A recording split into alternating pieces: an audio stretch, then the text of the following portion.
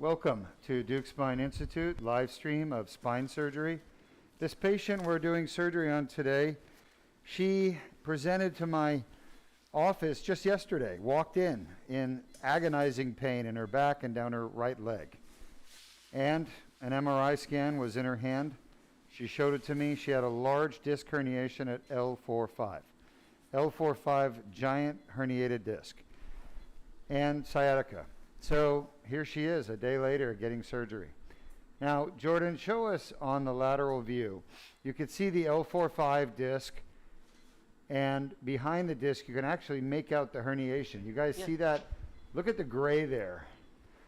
Yep, right there. That gray is calcium. That means this herniation's been here for a while. So she couldn't take the pain anymore, and like so many people, they get a herniated disc, they get back pain, they get leg symptoms, they try to just give it time to get better. They think it's going to go away, but of course it's not going to go away. It's just a matter of time before it gives you permanent problems. And I always say it's better to get things fixed earlier, sooner, than to put them off and live in misery. Okay, we're going to get started. We're on the right side, and this young lady is ready to get out of pain, and I'm hoping to be able to do that for her. All right, I think we need to lower the table just a smidgen, about ½ inch. That's good. And that's nice. Now let's go ahead and do a little bit of numbing medicine.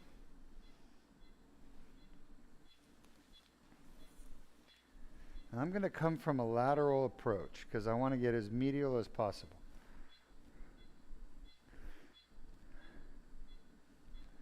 Shot. Perfect. I'm giving her a nice amount of numbing medicine. Shot. All right. Very good. Want to keep her comfortable. The anesthesia we use is called MAC sedation, monitored anesthetic care, or airway care, right? Is that correct? Yeah. Shot. And my anesthesiologist here, Dr. Berndes, is doing a wonderful job keeping her comfortable. You can see the needle is approaching the foramen at L4-5. Shot. I'm about to dock, and there it is. I'm right on the facet. Perfect. I want to be a little bit lower, so I'll redirect and come a little bit lower. Her spine is pretty anterior. I'm touching the superior articular process. We're going to go right around it. Shot. All right.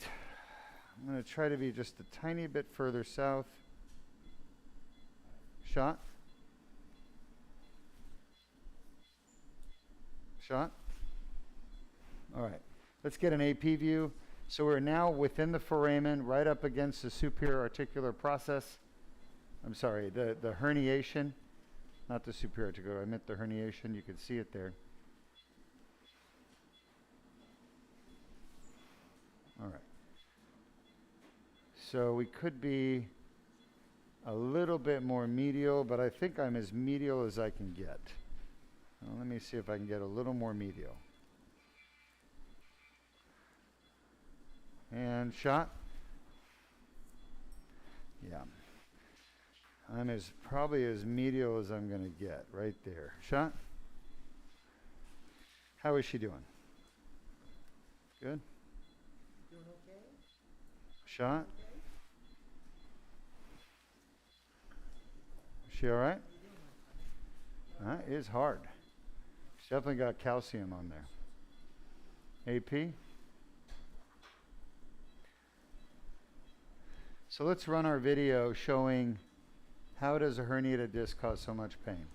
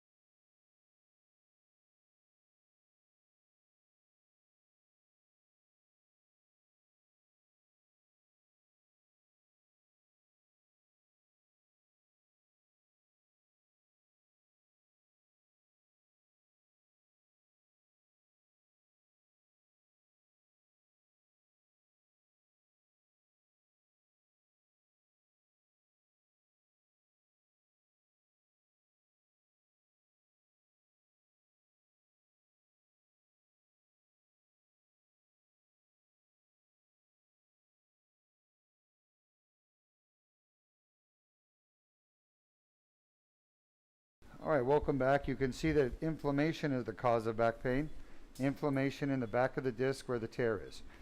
Our patient is awake. We're going to put her to sleep in just a moment. Are you comfortable? All right. How bad is that on a scale of 1 to 10? Give us a number. How high does it go?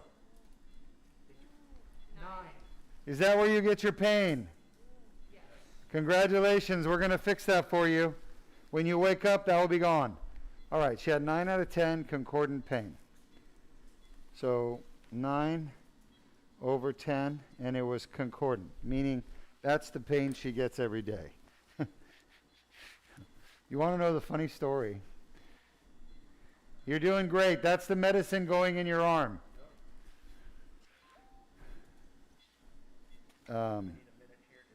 Take your time. So I'll tell you a funny story about her. She literally walked into our office yesterday. She lives down the street. She works here in this area. And she had no idea that we do this endoscopic laser spine surgery. And she just saw that we're a spine center. And she walked in and said, I can't function. And what is she? She's basically the product of a broken healthcare system. One where patients have to suffer with back pain for 20 years, leg pain, they can't even function. And I'm going to tell you a little secret. She's a healthcare provider. She's basically a doctor. And I can't give you any more details than that, okay? And my God, right? That even doctors can't get the care they need today. She happened to walk in, no appointment, just off the street with her MRI in her hand and said, please help me. I can't function like this. I'm dying in pain. And of course, here she is having surgery. I just thought it was interesting. I'm really excited. She has a huge herniation at L4-5. Can you see that on the MRI there? Show us, Jordan, on the X-ray. You guys see that giant herniation? That thing is massive. Yes, Yeah. we can. Otherwise, very healthy young lady. And I'm so happy she's here to get this fixed. All right, any questions, Sanjay? No All right. questions. All right, great. Let's go ahead and show the next video. How does the Deuk laser disc repair actually do its job?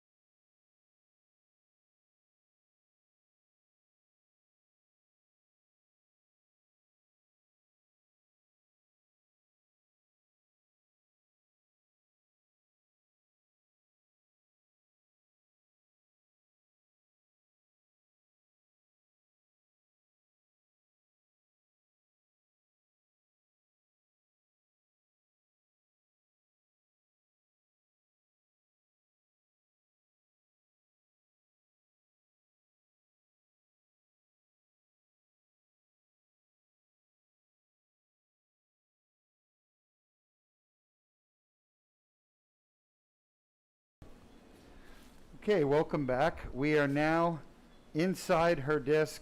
We went right through a hole that's already in the side of the spine called the neural foramen. We didn't have to remove any bones or ligaments. If you have a microdiscectomy, you would have to have your bones and ligaments taken out of your spine, which is going to destabilize the spine, weaken it. That's why so many people who have laminectomy or microdiscectomy, they get post-laminectomy syndrome, problems afterwards. But with her, we didn't have to remove any bone or ligament. We are now inside her disc.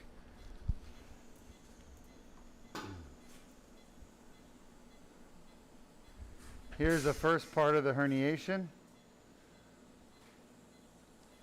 Thank you. You can see there's some degenerated disc material. Uh-huh.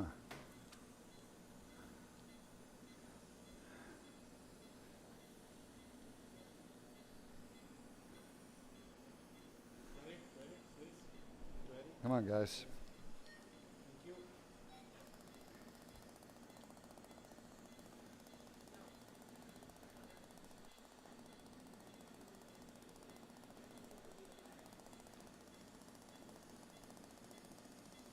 A lot of inflammatory tissue here.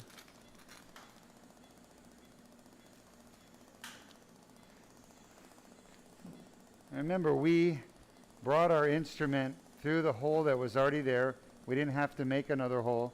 We didn't do any damage to the muscles.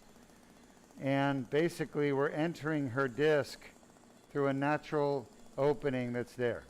We're not doing any damage. And then the place that we went inside her disc is called the annular tear, which is a damaged area of the disc where the herniation is protruding out of or escaping from.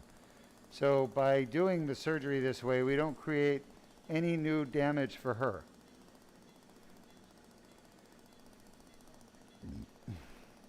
This is all part of the herniation right here.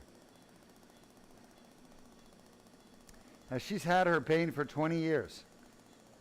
20 years of back pain on and off. But for the last 2 years, it's gotten much worse. And then the last 3 months, she's been unable to walk for 3 months.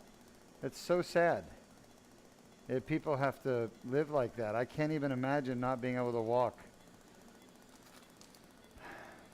And the sad thing is that, you know, these patients are not being treated properly because the healthcare system is broken.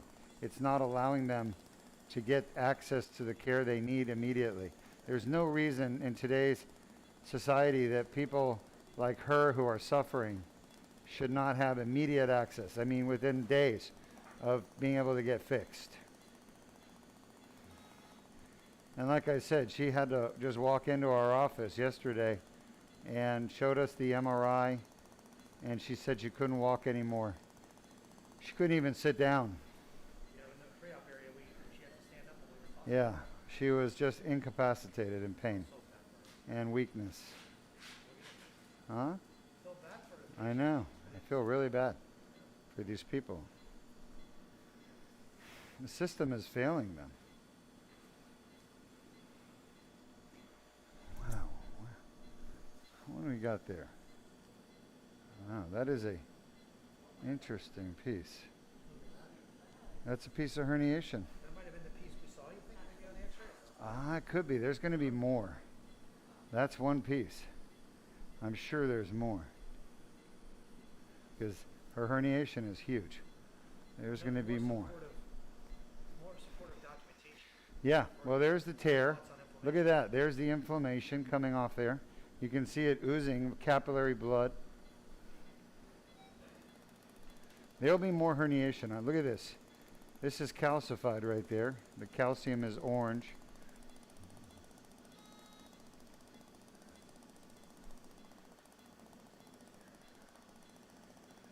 Yeah, I think she's gonna feel much better when she's done. I'm really hoping. This has been around. Look at all the scar tissue here. This has been around for 10, 15 years. I don't know how old this patient is. Exactly. 42. She looks so young. She looks like she's 19. But she's 42 really. So look at this calcium here. This is all calcified.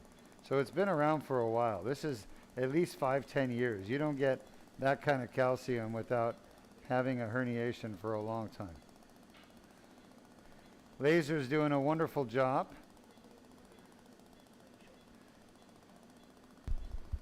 We have a question from Sure. Stephen on YouTube. Hello, Stephen. Happy to take your question. Good afternoon, Dr. Deuk. I Afternoon. recently had my Zoom call with you. Yes. How far out are you with the scheduling? Stephen, that's a great question. Question is, how far out are we? Well, Stephen, I got to be honest with you. See this patient right here? She walked in yesterday. We'd never met her before. And she just got it done. She I said, we can get you done tomorrow. I felt so badly for her because, I mean, she couldn't even sit down. She couldn't walk. She was basically crying and in pain. And nobody was helping her. And she literally walked off the street. Can you imagine that? I mean, can you imagine that? Huh? I was there, same patient she came in. Yeah, you were there. So what I'm getting at is she is a healthcare provider. She's basically a doctor. And a doctor suffering like this who can't even get help and had to walk off the street into a doctor she's never even met before to get help. I mean, it's just, the system's broken. But my point is, you know, you can come in and get your surgery whenever you're ready. You just got to talk to the scheduler. I don't remember who your scheduler is, but whoever it is, they will coordinate your surgery with you. So hopefully somebody has reached out to you. If not, I would love to know. Somebody's not doing their job. So please let me know if you have not been contacted. I don't remember when our Zoom call was, but gosh, if it's been, today is Tuesday, it must have been before Thanksgiving.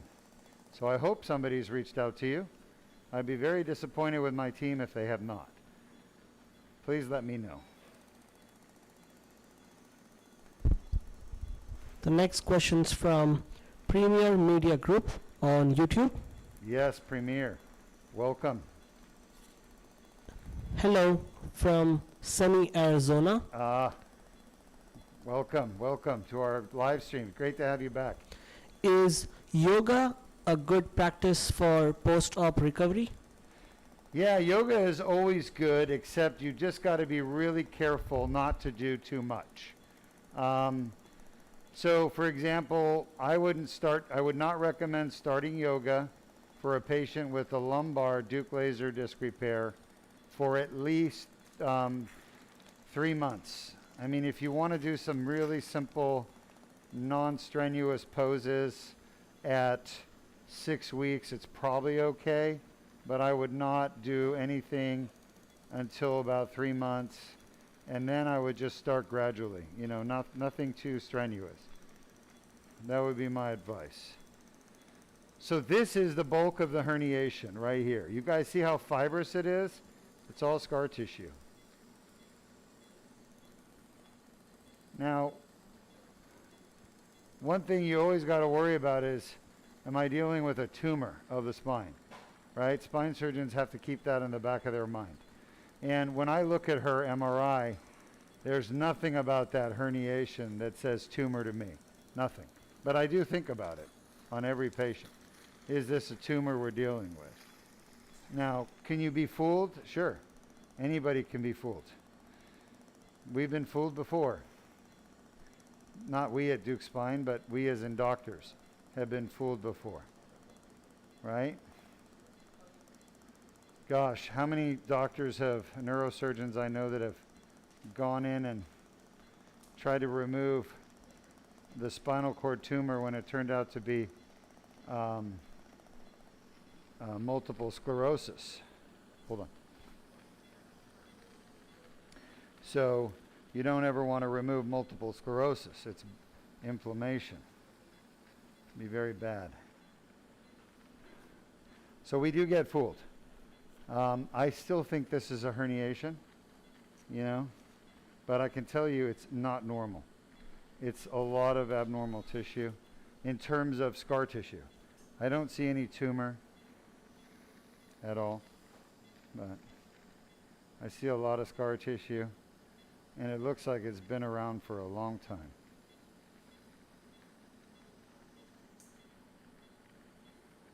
These are all, hold that, yeah, these are all pieces of herniation. So, why would there be so much scar tissue? The answer is simple. Herniations cause scar tissue. Herniations cause scar tissue. How do they do that? The process is inflammation. Inflammation. Remember, the herniated disc is an inflammatory condition. We have a response from Stephen Williams on YouTube. Yes. You finally gave me some hope. No one has reached out after our Zoom. It Gee. was before Thanksgiving. Oh, geez, I'm so sorry, Stephen. Would you get him over to Sam and find out who is supposed to be calling Stephen? Copy that. I apologize. We've had one of our schedulers who's been sick, and no excuse.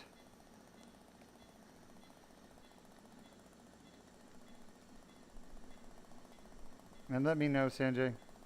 Yes, Dr. Deuk. We have a comment from Josh on YouTube. Yes, Josh, hi.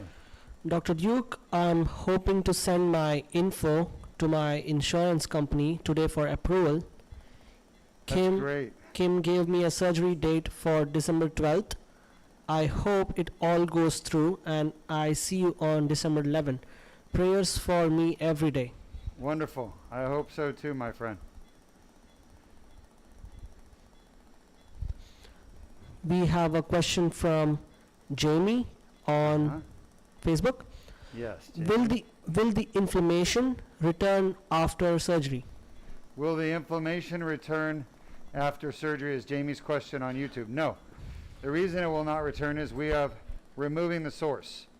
The source of inflammation is the herniation. I'm removing the herniation. This is all scar tissue from inflammation. Look at it. All this white stuff. Massive, massive amount. And I'm working on it because I'm worried it's part of what's putting pressure on her nerve. So I'm going to keep working on it until I've gotten as much as I can of that scar tissue. But yeah, this patient has a tremendous amount of scar tissue causing pressure on her nerve. Okay? All that stuff there. All that white stuff is scar tissue. So she had a really bad reaction to the herniation, really robust formation of scar tissue. Okay? All of this stuff here. And that's what's pushing on her nerve. She doesn't even have a lot of herniation. The herniation's pretty much gone. You guys see that? It's all scar tissue. But the problem is the scar tissue, when it gets thick enough, it can push on the nerve root and cause leg pain, sciatica. So it's not just the scar tissue that does that, but it's a combination of the scar tissue plus the herniation plus the edema or swelling.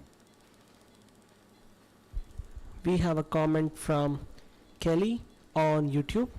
Sure. The system is a big fail. I Yeah. can't wait till I come in.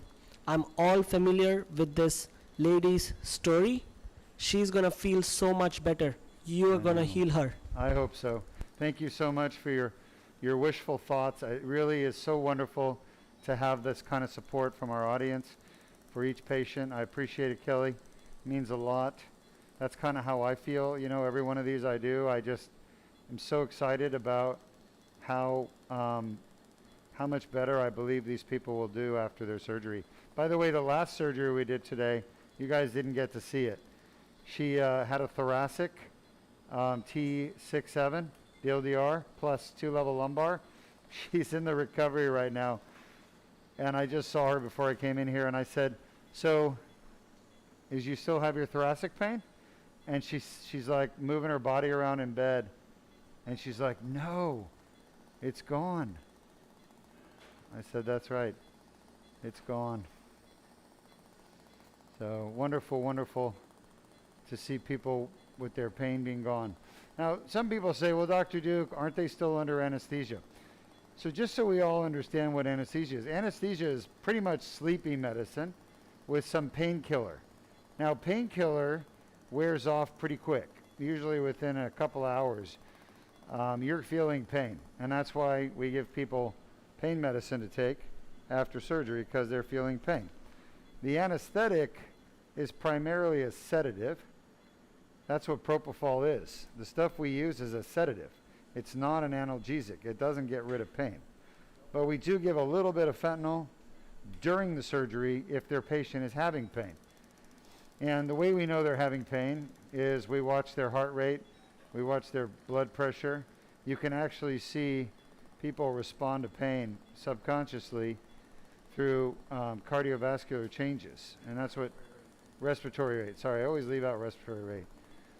And that's what Dr. Berndes is monitoring throughout the surgery. He wants to make sure the patients are comfortable, so he would give medicine as needed. Now, she didn't get really any fentanyl, did she? Very little. The last one? Yeah, because she was just Extremely sensitive. sleepy the whole time. So we didn't really need to give her anything, and she didn't really have a cardiovascular response. So what I'm getting at, folks, is the people in the recovery area that are out of pain, that's real. That's permanent. That's legitimate. Has nothing to do with medication. She's truly cured. Yeah, she's... It's not residual anesthetic. No, it's not anesthetic. Why? Some people, though, online, they think, oh, because they had surgery recently.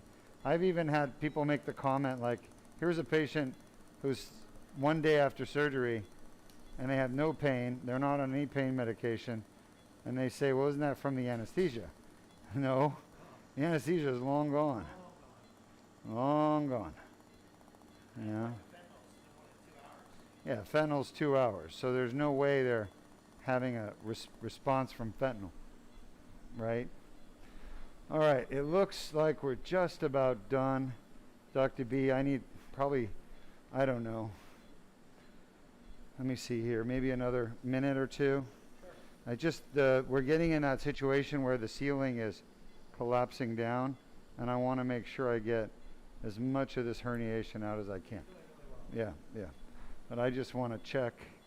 I don't want to leave anything behind. And remember, I've said this many times. We cannot get 100% of every herniation out. Doctors, surgeons cannot. When I say we, I don't mean Deuk Spine. I mean just surgeons, spine surgeons. But we can get about 60%. If you're getting 50% or more, you're going to get a good result. All right. Any more questions? We have a comment from Josh on YouTube. Sure, Josh. I can feel Steven's issues. I never got a call from anybody at Right. all since my Zoom call on November 10th. I have had to go about doing my insurance claim all by myself. It's been really tough. Yeah, Josh, I understand.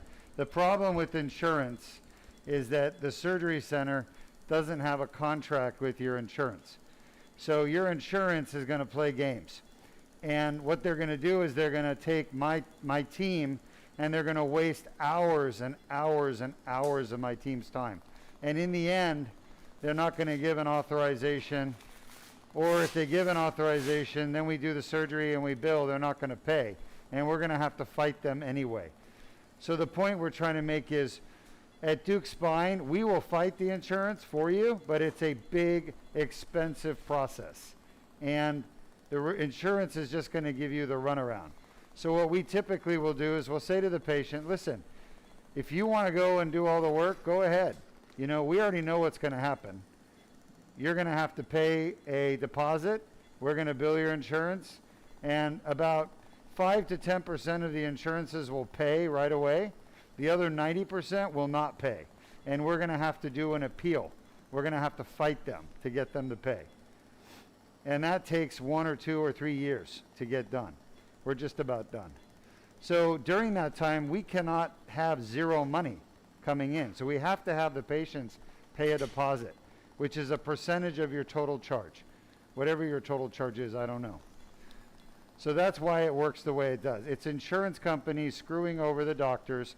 And in the end, patients that get surgery, they don't care that the doctors don't get paid or that the facility doesn't get paid. They just want their surgery done. And then guess what? They're gone. They're happy. Life goes on. And we don't hear from them anymore. So we cannot survive as a company not being paid. We have a massive overhead. Every month I got hundreds of thousands of dollars in bills I got to pay and salaries. So to keep going, we have to charge our patients money up front, no matter what your insurance says. We don't really care what your insurance says, because in the end, we're going to end up probably having to sue them to get them to pay. 90% of the time. Does that make sense? So we can't spend more money and time on staff trying to fight your insurance to get them to cover your surgery. We do it a certain way, a very efficient way that we think works. And if patients want to, go a different route, by all means, you're free to do so. But we're not going to pay for it. You have to pay for it, unfortunately. So I hope you understand. That's probably why you're doing all the work. You feel you're doing all the work yourself, but you're not. I'm sure that I dictated a letter of medical necessity. A letter of medical necessity is a letter that I compiled and dictated and paid for out of my pocket to help you get your insurance to cover your surgery. And that was not free. Your MRI review, it was free to you, not free to me. I'm paying for that. Let me get a little bit more. So all the things we're doing, we've probably already spent, Josh, on you and everybody like you, $5,000, and we've gotten nothing. And we don't expect to get anything from you. We would like to get your insurance to pay your surgery, but we'll never know if your insurance will pay until after your surgery. Okay? It doesn't matter what your insurance tells you before surgery. They will say they'll pay and they don't pay. They will say they won't pay and they will pay. We've seen it all. We've been doing this for 20 years. We've seen every possible thing happen. And that's why we have a policy now. And our policy is simple. The patient must pay a deposit ahead of time. We will bill your insurance. If they end up paying 100% like they're supposed to, then you will get your deposit back. But they have to pay 100% of the full bill. All right, we are pretty much done. Let me go for a grabber one more time.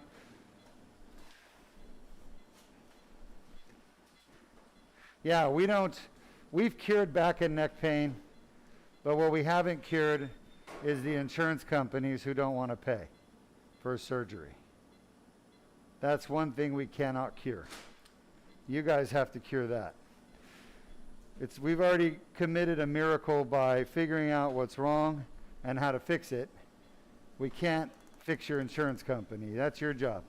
Insurance companies are the worst in the world. They're the worst business in the world. They have one goal, make money, and the way they do that is by not paying for treatment. And it's getting worse and worse and worse. You know how much they pay for, you know how much an anesthesiologist wants per hour for anesthesia? I've seen it from $250 to $400 an hour. All right, let's just say the average is $300. Do you know how much Medicare pays for an anesthesiologist? $80 an hour. Medicare. So where is the 300 minus 80, which is $220 extra, coming from? If it's not coming from the insurance company. There's no anesthesiologist on earth that I know of that will work for $80 an hour. I mean, maybe in, I don't know, Tijuana, Mexico, not even there. You used to be able to say in Mexico everything was cheaper, but now they have expensive procedures and staff. The point is, insurance companies are screwing you guys over by not paying enough for your surgeries and treatments. They're leaving you with the bill. And we are not going to be suckered by any insurance anymore. Been there, done that. Lost millions of dollars doing it. And I can't afford to keep doing it for anybody. So somebody's got to pay your bill besides me. And it's either the insurance or the patient. And the truth is, I don't care if your insurance says to us, we're going to pay the bill. We don't believe them because they've tried to screw us too many times. So what we need some money up front from everybody. And then we bill your insurance and we need them to pay. Okay? The way you do that is we do a letter of medical necessity, which I've already done probably for you. We send it to your insurance. They're either going to deny it or approve it. We don't care what they do because to move forward, we need you to pay your deposit. And then we'll do your surgery. And at the end, we get to bill your insurance. And if your insurance pays us 100% of our charge, you're going to get your deposit back. We've done it before. Okay? That's how it works. And that's why we do it the way we do it. because we don't trust your insurance company, period. And this is very expensive surgery. Very expensive. I don't know of any real spine surgery that's less than $50,000, and I've seen them up as high as $500,000. So $50,000 to $500,000, that's what spine surgery costs, okay? And you can imagine how quickly we'll go out of business if we don't get paid. All right. Well, she did great. I feel good. We probably got 60% of that herniation out, maybe 70. I think she's going to do very well. You saw how much scar tissue there was. Literally, medial and lateral, scar tissue everywhere. Probably 80% of what I took out was scar tissue from inflammation. Can't wait to see her in recovery. Yeah. Thanks, everybody. Great job today. And those of you watching, type up your questions. I'll come answer them for you. Face to face. Blood loss, 1 mil. Sanjay, it's time to move on.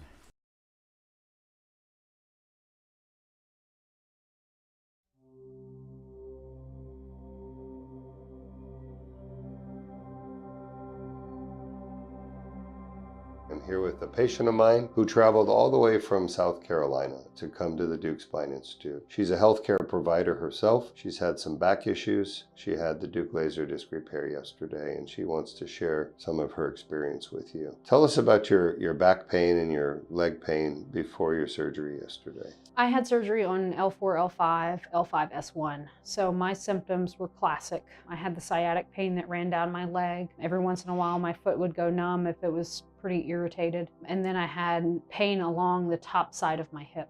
So pretty normal type stuff. I was going to the chiropractor, I was getting massage therapy, I was starting on meds once I did imaging and made sure that this was actually a herniation and not just like a muscle pull or something. So I had kind of gone through all the things. Had back surgery in 2020 at another institute, and they did a microdiscectomy / laminectomy of L4-L5. I was good for maybe 2 years, almost 2.5. Before it re-herniated. So not the most fun in the world, because you expect whenever you go to have a procedure that it's fixed and your life will be ongoingly better. But I'm a nurse and I ride horses, so I'm pretty mobile all the time, and that kind of pain just really gets you down. So why did you travel from South Carolina to Deuk Spine? What do we offer here that you couldn't find there? I was on the great internet search, to find out more information. So to read more about spine surgeries, about how many times people relapse, like all what's involved. I surely didn't want to go up to a fusion because that's absolutely ridiculous. So I happened to find one of your videos on YouTube. You offered the laser therapy. I was just sold like almost as soon as I saw it, because it made sense to me. Yeah, having the perspective of being a nurse and a healthcare provider, it makes sense. You're fixing the problem, debriding the disc tear, allowing it to heal naturally into a pain-free state. You had your surgery just yesterday. Just yesterday. Not even 24 hours ago. Were you in the hospital for your surgery? I was here in your surgery site. I got here around 1 o'clock-ish. Did all my pre-op stuff, rolled in probably around 1:35. I think our procedure lasted not quite an hour. I was out and eating dinner with my dad at 5 o'clock at a restaurant that your anesthesiologist recommended. Oh, good.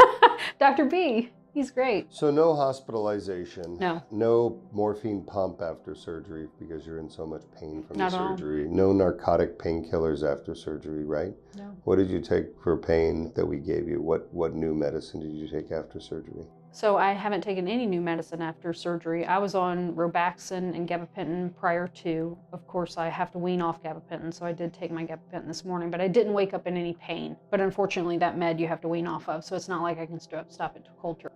Yeah, so basically we did a small incision. We went in with the laser and debrided your tear. And at the end, we had a tiny 7-8 millimeter incision. And there's really no pain after the surgery, so there's no need for narcotics. After your prior microdiscectomy, you probably needed to take some Percocets that or was, oxycodone. just to roll out of bed, just to get up off the couch after that surgery It's painful. It's painful. Yeah. It's absolutely painful. And the difference, people ask me, what's the difference between Deuk laser disc repair and a microdiscectomy? The difference is a microdiscectomy goes straight into your spine. The surgeon has to pull all the muscles off your spine. Then they have to drill a hole in the bone to get to the disc. And they have to remove ligaments, and they have to take your...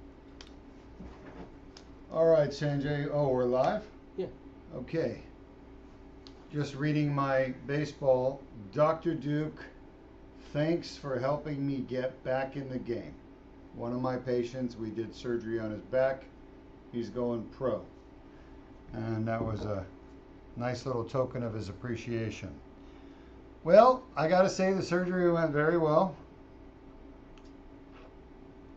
Some of you have noticed I have a new coffee cup. And I'm shamelessly promoting our company at this point. Deuk Spine. This young lady came in off the streets with a giant herniation at L4-L5. She's had back pain for 20 years. Finally, it got to be unbearable. Not just the back pain, but pain down her leg, weakness in her leg. She walked in with an MRI scan and said, "Please see me. We saw her yesterday."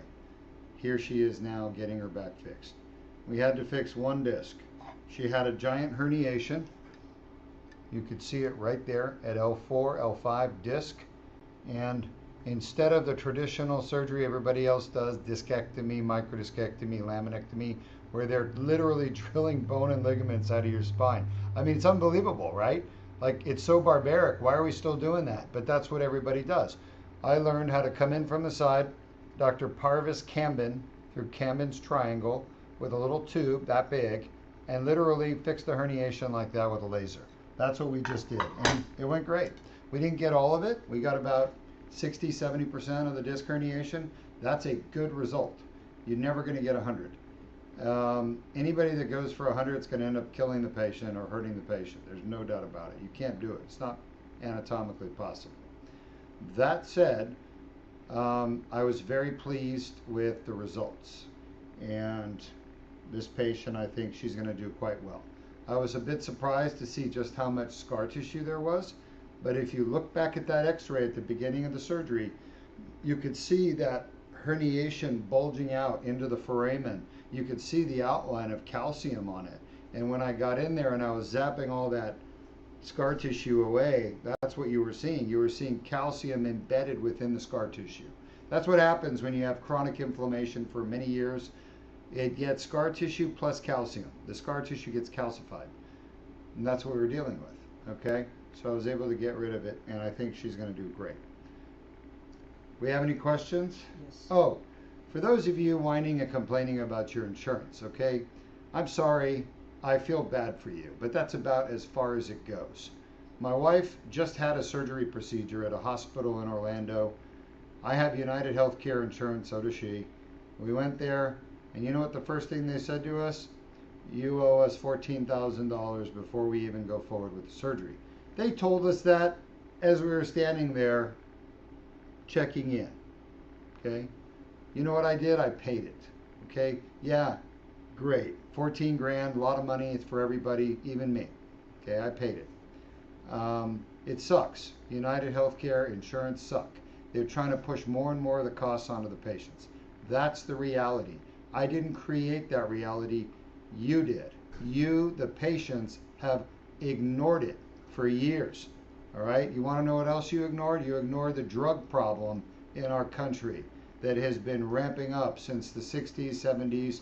Drugs everywhere, people on drugs, drunk driving. You've ignored that problem. Tobacco use, smoking, secondhand smoke, lung cancer, emphysema. You ignore it all. All right? Insurance is worse than cancer. It really is. It will make you suffer. It will make you miserable. It will make you poor, destitute, and unhappy.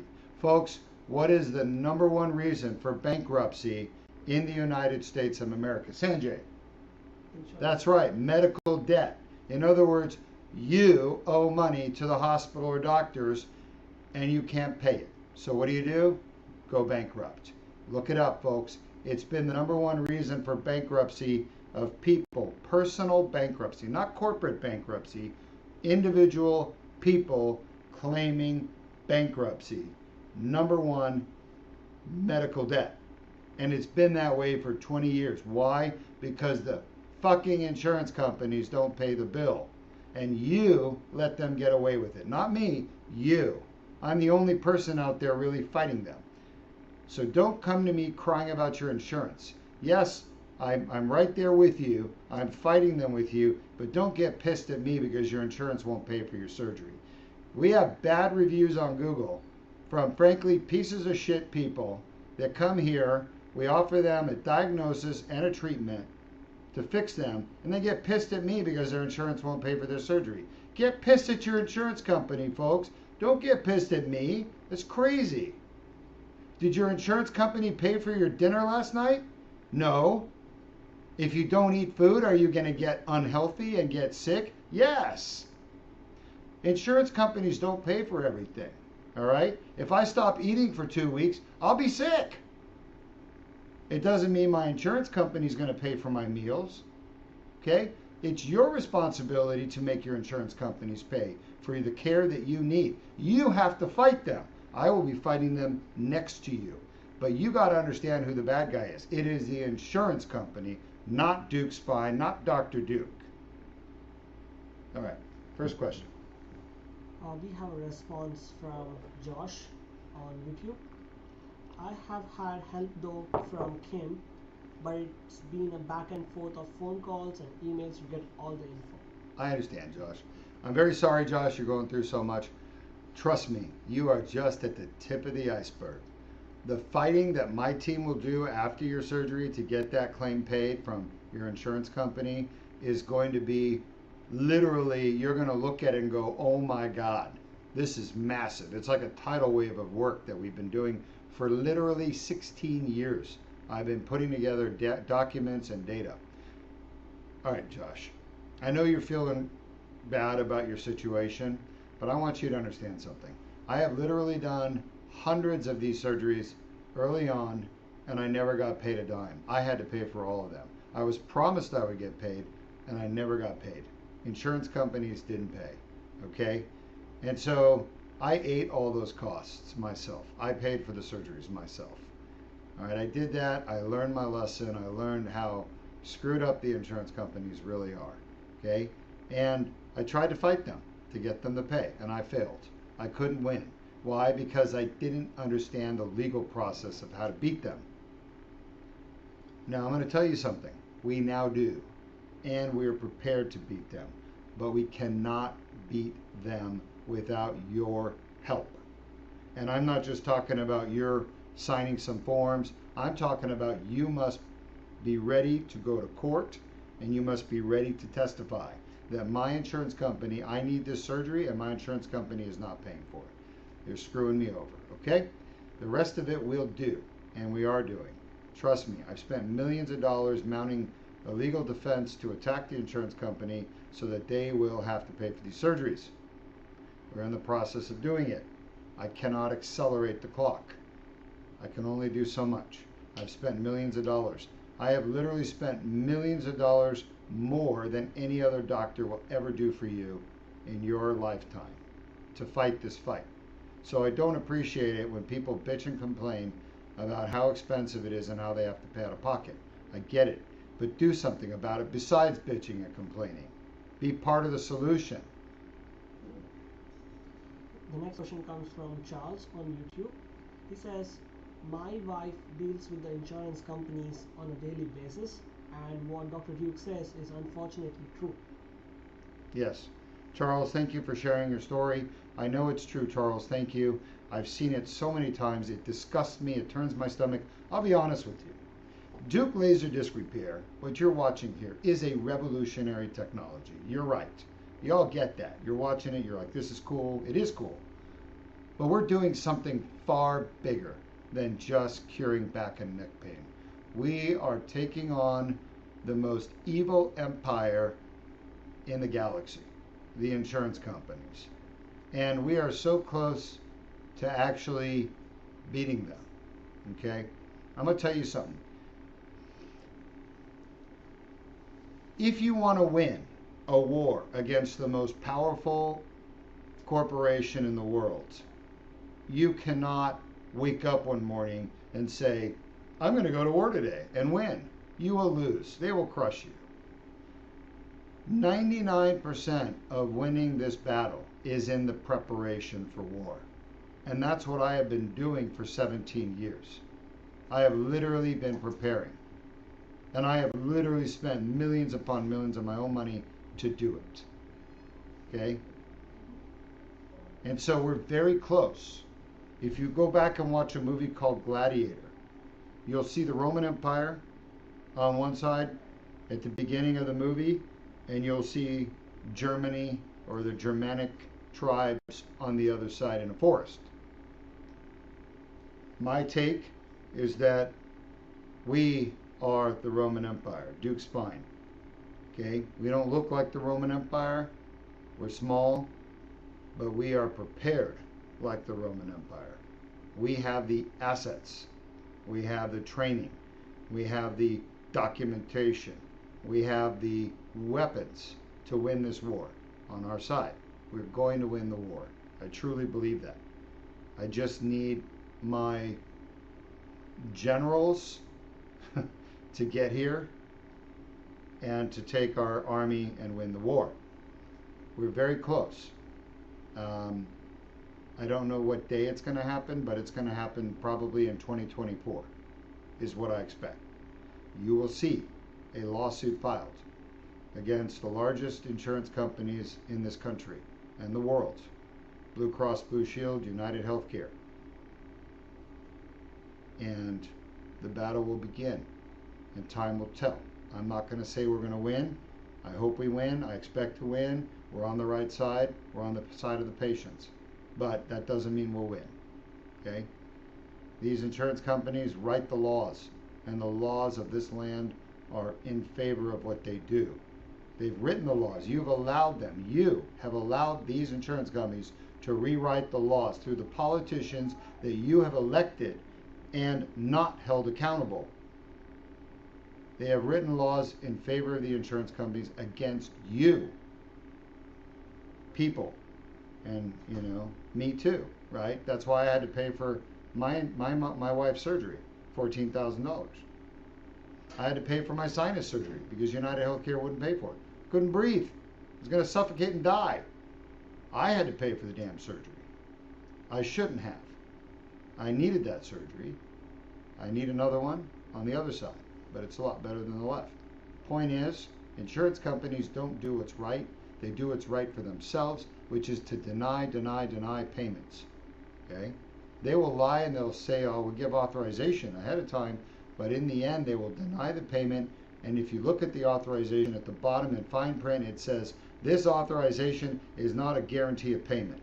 Why? Because that's their out, and they use it all the time. Okay? So the whole system is rigged, and we have made it through the landmines. We've made it through the fields, over the barbed wire, under the barbed wire, and our army is getting in position for a giant battle, an epic battle that nobody even knows about, because I haven't been talking about it, because I want to surprise the enemy. It's called the Blitzkrieg. We all know what a Blitzkrieg is, right? You study history. So, enough about insurance. Let's talk about getting people better. Okay. We have a question from Cosmic Knight on YouTube. I like the name, Cosmic Knight on YouTube. I have a tremendous amount of neck pain, a lower skull brain tumor growing slowly. Oh my gosh. It's adjacent to the vertebral neck pain. My question, what could have caused tailbone numbness and urethral numbness? So Cosmic Knight is saying I've got a tumor growing at the bottom of my skull near my spine, if I'm not mistaken. I think that's what they're saying. And that they have tailbone numbness and urethral numbness. Yes. And what's causing it? I don't know what's causing it, my friend. It could be the tumor. I would need to see pictures of it. I need to see if there was compression of the brainstem or the spinal cord. If there's spinal cord pressure on the spinal cord or brainstem from the tumor, that could definitely cause numbness in your tailbone and your urethra, okay? On the other hand, you could have lesions, tumors in your pelvis as well, down below, in your pelvic area. You need an MRI of your pelvic area. You need your doctor to order that. I don't know what kind of tumor you have, but if it's a type of tumor that drops more tumors, called drop metastases, then that could be why you're having problems. So you need an evaluation of your lumbar and your sacral and your pelvic area with an MRI with contrast. That's what I would recommend. The next comment is from Kelly Lloyd on YouTube. My L5 fusion was $250,000. Yeah. 7 days later, emergency surgery, another $250,000. Yes, Kelly, thank you for sharing. Thank God people are listening. Kelly has shared that she had a lumbar fusion, L5-S1, $250,000. That's about right. We charge here for an L5-S1 fusion probably around $150,000, so maybe $100,000 cheaper. But hospitals have bigger overheads than we do. There's no doubt. I think that's a fair price. And then $250,000 for the complication that you had. Yes, complications, which you have to go back to the hospital for, get readmitted, and then they have to deal with it, do diagnostic tests and treatment. Complications from invasive spine surgery, I've seen bills of $1 million, $1.5 million, $2 million. Okay, not my bills, right? But bills from the hospital for patients, not my patients. I don't have complications, but other doctors that have complications. I've seen those bills. I've reviewed those bills, and they are very expensive. Thanks for sharing that, Kelly. I'm sorry you had a complication with your fusion. I don't know why you're here watching, but I hope if you're having problems that you'll submit your MRI. We do a free virtual MRI review, no charge. It's literally complimentary. We give you 10 minutes of time with me, yours truly. I am not an avatar. I'm the real deal. I've even got the gruff to prove it, okay? So I would look at your films and I could probably tell you why you're having pain, if you are. And then at least you'll have a diagnosis, you'll know what it is, and you know that it can be fixed. The next comments from Jason after Jason, a child's adventure on YouTube. Chasing after Jason, a child's adventure. Oh yeah, Is that right, chasing? Yeah, chasing. Ah, Yeah. Very cool. I like it. I have constant pain and also arthritic pain that gets very bad when I exercise. Would you do both procedures in this situation, disc repair and rhizo? Yes, chasing after Jason, thank you for asking. Yes, we can definitely do both procedures, disc and facet, the same time. It's easy. Obviously, the disc we go from the side a little more. The facet we go more direct on to the facets. So just so you understand, if this is the spine here, right, there's the herniation. So for the laser, for the disc, we come from the side, 45-degree angle, 45 degrees. For the facets, we come pretty much straight in. So there will be 2 incisions and 2 approaches, right? Facet this way and disc this way. So, but we can do it all at the same time. The most important thing, chasing after Jason, you need to do though, is to let me make a diagnosis first, all right? One thing I want to caution you all about, if you think you know what's causing your pain and you have not yet confirmed it with me, you may be surprised when I actually look at you and say, that's not causing your pain, it's something else over here. Remember, there are 30 causes of back pain. There are actually 30 causes of neck pain as well, totally different than back pain, but it breaks down to the same major cause. Disc injuries are 85 to 90%. 85% of chronic back pain in the lower back is due to disc injuries. 90% of chronic neck pain is due to the disc. Okay, so if you've got neck pain or back pain, it's like 85 or 90% chance it's your discs. You probably more than one disc. We found that the average number of discs that cause pain in the lower back is 2.2. Average per patient is 2.2. That means if you've got back pain in your lower back, I can tell you right now, there's a 90% chance it's a disc, and the number of discs would be 2.2 on average. All right, so those are the facts I can give you. So you guys can take that home. That applies to you if you have back pain. You know, there's a 90% chance it's the disc, and you probably have two to three discs that are causing your symptoms. That's why we do research. That's why we study things. That's why we get numbers and we analyze those numbers. And that's what the numbers are saying today, right? They're saying that. The next question is from Fran Jones on YouTube. Fran Jones, nice to meet you. How recent does the MRI have to be in order to be submitted to Deuk Spine for review? Yeah, Fran Jones. So the MRI should be within a year and a half, okay? We usually say 12 months, 1 year, but we would take a year and a half. And here's the thing. Let's say you have an MRI that's a year and a half old, right? It's probably fine. It could give us what we need to know. But what if you have in the last 3 months an explosion of new pain in your back? Well, then you don't want a year and a half MRI because then it's missing the new stuff, right? So as long as your symptoms haven't changed too much in the last, year and a half, they may be getting more intense, more severe, more constant, more frequent, right? But as long as the location of the pain and the quality of the pain, like, where it goes down my right leg, left leg, as long as that hasn't changed much since you've had your MRI, then a year and a half MRI should be fine. The last question is from Chasing After Jason on YouTube. Chasing After Jason. It's great to see folks right after the surgery not having pain. But do you have any testimonials after 1 year from surgery or even 5 years? Yeah, so Chasing After Jason, you ask a question everybody asks. It's great to see people 1 day or 1 week after surgery, no pain. Here's the thing. People don't come back. Well, they don't want to come back. They don't want to be here, right? We fix them and then they're gone. Look, I'm going to be honest with you. Every one of these surgeries, barring the ones where we have a contract with the insurance company, okay? About 95% of our surgeries, people are paying out of pocket. And the average payment they're making is around $25,000 to $30,000 for the surgery. No joke. It's serious, okay? Do you think people would be paying $30,000 for their surgeries and we would be doing $500 a year? And there would be nothing that you would see online, like if their pain came back, they'd be like, Dr. Deuk, you son of a bitch, you stole my money. Don't you think you'd be seeing those things? Well, you don't, because it works. We'll get 10% of our patients will say, you fixed my back pain here, but I've got pain in my buttock now. Well, yeah, you got a piriformis syndrome. You got another problem. We'll fix that too. Come back, right? We do get that. 10% of our patients have other causes of pain.